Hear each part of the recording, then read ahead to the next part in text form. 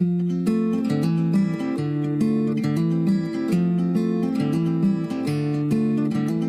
house really stands out in the neighborhood. When people come over for the first time, they're usually very surprised because all the other houses in the neighborhood are so completely conventional. We're in my house in the hills just north of Los Angeles in a neighborhood called Glassell Park. When people refer to the house, they always call it the Dome.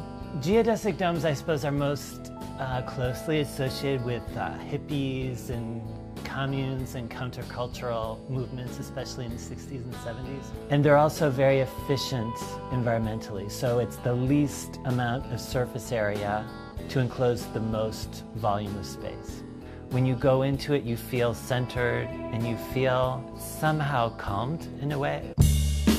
The house was built in the early 80s. The lower level is underground, built into the hill, and the top floor is a geodesic dome.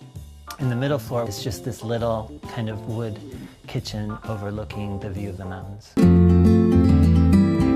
Unlike a typical house that has rooms associated with certain activities, like a bedroom or a living room or a dining room or even a closet, this house doesn't have any of those rooms. There's no room that says specifically what's supposed to happen there. It's one kind of big open flowing space of 3 floors that's all connected by this big circular stair.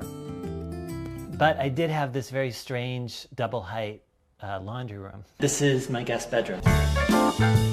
So I decided to cut that in half, and behind the circular painting that I had in the wall, I cut a hole.